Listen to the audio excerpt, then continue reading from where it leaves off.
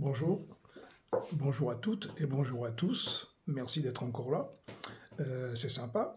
Alors, on va poursuivre la lecture du livre, donc de mon bouquin Changer le foot pour changer le monde. Alors, la vidéo 1, on va dire qu'on a planté un peu le décor. Dans la 2, on a composé les équipes et puis on a commencé à s'entraîner. Dans la 3, on a poursuivi l'entraînement, et là, ça commence à être sérieux avec le chapitre 2, c'est-à-dire qu'avec la 4e vidéo, on rentre sur le terrain et on s'échauffe en attendant le coup d'envoi.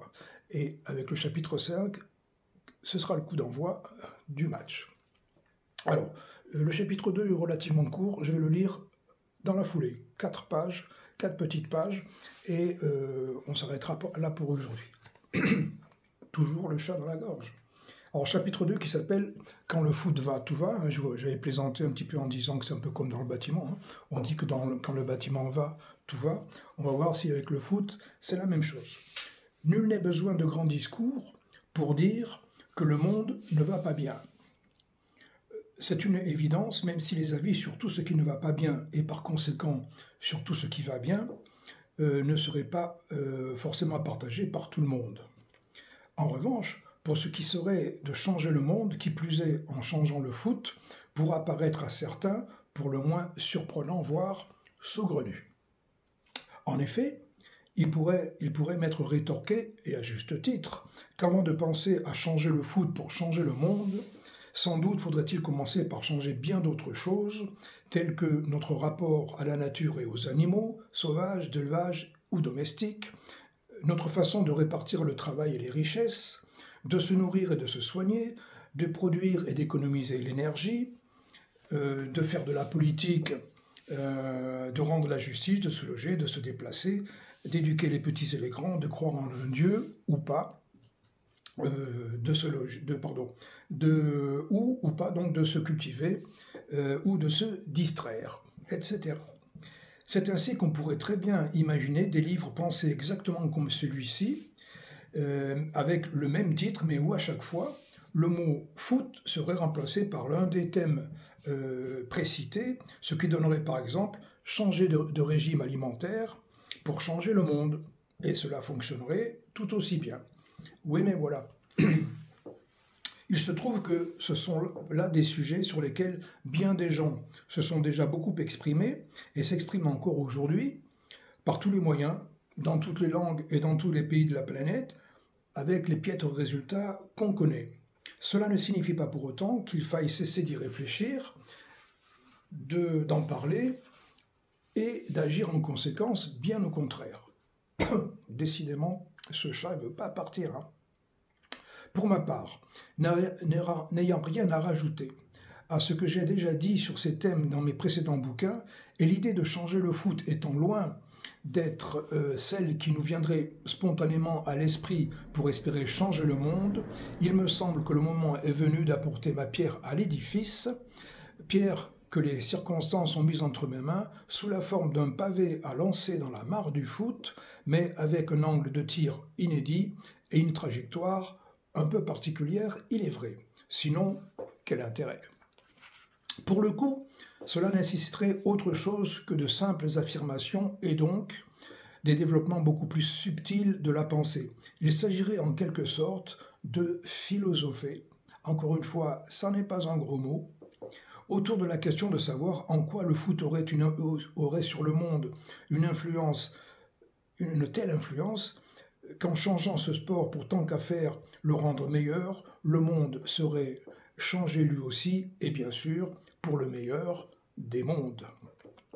De la même façon que pour bien comprendre une personne, il faut d'abord connaître son histoire et l'environnement dans lequel elle évolue, il va nous falloir accepter l'idée que pour aborder le sujet qui nous occupe aujourd'hui, le foot et le monde, qu'il faille d'abord en passer par des considérations d'ordre général, parfois philosophiques.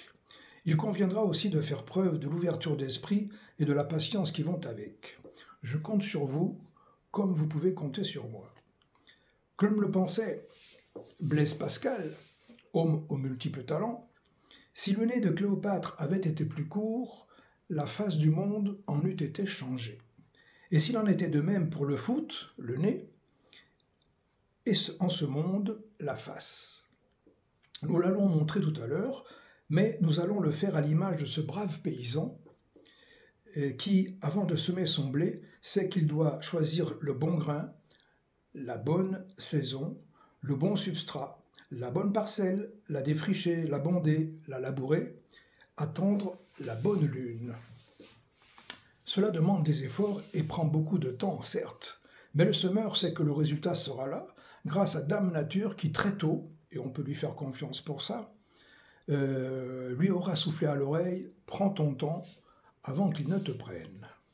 C'est ainsi que, comme nous le conseille ce grand poète humaniste qu'était Pierre de Ronsard, chef de file de la fameuse Pléiade, nous allons cultiver notre jardin, notre terrain, de foot en l'occurrence. Vous savez quoi? Philosopher, au départ, ça n'est rien d'autre que d'apprendre à penser. Tout comme enfant on apprend à marcher, à parler, à lire, à écrire et à compter, pourquoi n'apprendrait-on pas à penser, ce qui de fait n'est pas au programme de nos cours pourtant dits élémentaires, mon cher Watson. Cela se fait certes, mais pour certains d'entre nous seulement, bien plus tard, et sans doute bien trop tard, en terminale de classe de philo, en fin d'adolescence, le mal est peut-être déjà fait. Je le crains. Alors que la faculté de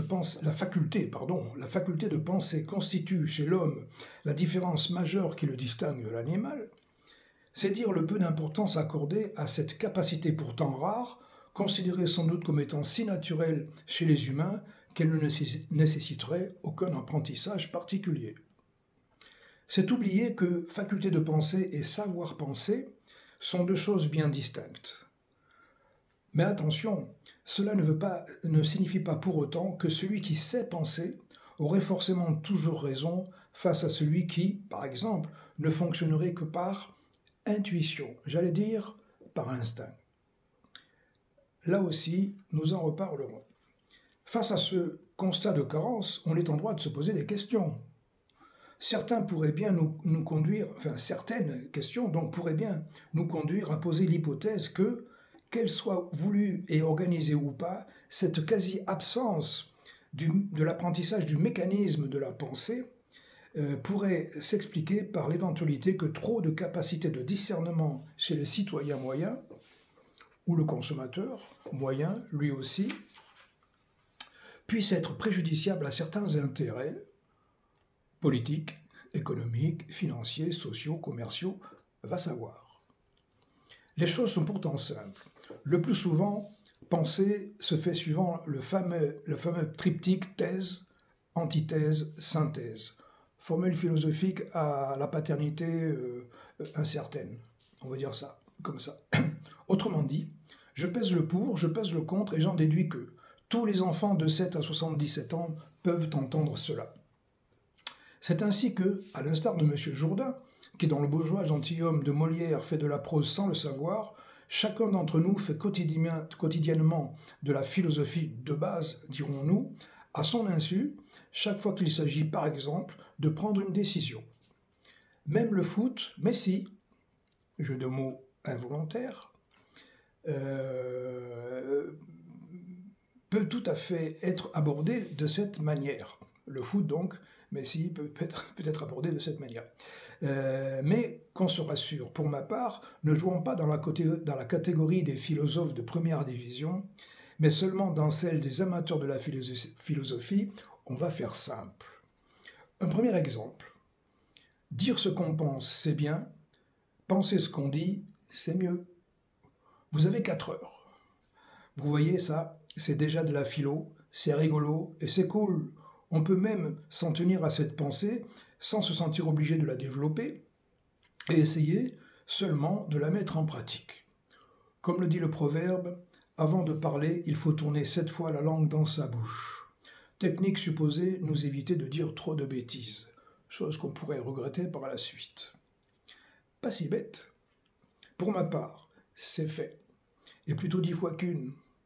À vous maintenant, si vous le voulez bien, de tourner 7 fois votre petit doigt dans votre oreille, entendu que Si je suis responsable de ce que je dis, tu es responsable de ce que tu entends.